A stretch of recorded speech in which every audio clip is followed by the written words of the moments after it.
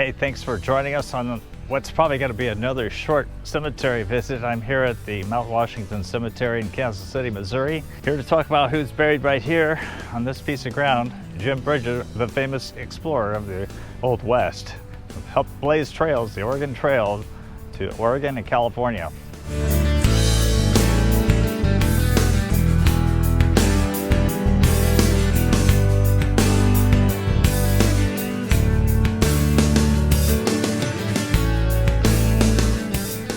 Check out this really nice marker. It's in this triangle piece of ground here. Right here is where he's buried. There's James Bridger, Jim Bridger, famous explorer. Look at that bas relief carved in granite. That is so cool. James Bridger, 1804 to 1881, celebrated as a hunter, trapper, fur trader, and guide. Discovered the Great Salt Lake in 1824. The South Pass in 1827, visited Yellowstone Lake and geysers in 1830, founded Fort Bridger in 1848, opened the overland route by Bridger's Pass to Great Salt Lake, was the guide for U.S. exploring expeditions Albert Sidney Johnson's Army in 1857, and Grenville M. Dodge, the UP, which is the Union Pacific Railroad Survey and Indian Campaigns, 1856 to 66. This monument is erected as a tribute to his pioneer work by Major General Grenville M. Dodge. You may be aware that Grenville M. Dodge was actually there at the joining of the Golden Spike when they finished the Transcontinental Railroad. Jim Bridger spoke several Native American languages, as well as being able to converse in French and Spanish, and was often called upon to negotiate disputes between the Native Americans and encroaching white settlers. He was born in Richmond, Virginia. He attained little education during his early years. In 1822, he joined up with William Henry Ashley's Upper Missouri expedition as part of a fur trading venture, and was one of the first white men to see the natural wonders of Yellowstone. The darkest chapter of his life was the time the Bridger was forced to leave behind friend Hugh Glass after he was mauled by a bear. It was either that or face death for him and his men. However, Glass survived the ordeal and later caught up with Bridger and confronted him about what had happened. In 1830, he and several other trappers fought at Ashley and established the Rocky Mountain Fur Company. In 1843, he and his fellow trapper Pierre Louis Vasquez built a trading post, later named Fort Bridger, on the west bank of the Black's Fork of the Green River in what is now Wyoming, that served American pioneers who traveled the Oregon Territory Trail on their way out west.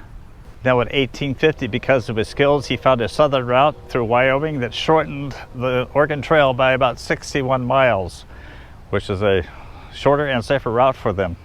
Jim Bridger, he's a pretty big guy. In fact, there is a place, I forget where it is, I think it's somewhere in Wyoming and Nebraska, where he carved his name on the rock on the trail, and it's been preserved. Jim Bridger. That is a tremendous artifact that I'd like to see someday. As you can imagine, a man who's traveled around great vast wilderness spaces and blazing new trails. He suffered from arthritis and some other ailments, and in 1867 he was discharged from Fort Laramie. He ended up here at Westport, which is a part of Kansas City, Missouri. Today in the historic Westport district of Kansas City, you can drink at a trendy nightclub called Bridger's, which just happens to be the same brick store which Jim Bridger once owned. Located at 504 Westport Road, this building was once Chateau's store, which Bridger purchased in 1866 and is still standing. There are a number of statues and monuments in the United States honoring Jim Bridger. They include an 8-foot-tall bronze statue of Bridger at the entrance to the fort that Bridger had built as a general store for pioneers along the Oregon Trail. Bridger was eventually kicked out of his own fort by the Mormons, who claimed that he was selling guns and ammunition to the local Indians. Another statue stands in front of the National Frontier Trails Museum, which recalls the several key Western trails whose departure points were in Independence. There is yet another statue in Cody, Wyoming. Jim Bridger has been portrayed numerous times in movies. They include Raymond Hatton and Kit Carson in 1940, Van Heflin in Tomahawk in 1951, and Dennis Morgan in The Gun That Won the West in 1955. Recently, an episode of Into the Wild Frontier on the Inspiration Channel was devoted to Bridger. Jim Bridger will one day be the most famous of all the mountain men on America's wild frontier. He was also immortalized in the Johnny Horton song Jim Bridger, recorded in 1959.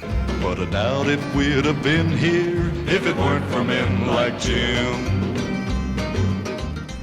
Now, originally when he passed away, he was buried in a private cemetery near his farm here in Missouri. And then in 1904, they relocated his body to this cemetery. I guess it was pretty common to move bodies back then. I don't quite understand it, but you know, even people like Judy Garland have been relocated, or from the East Coast to the West Coast. So it does happen.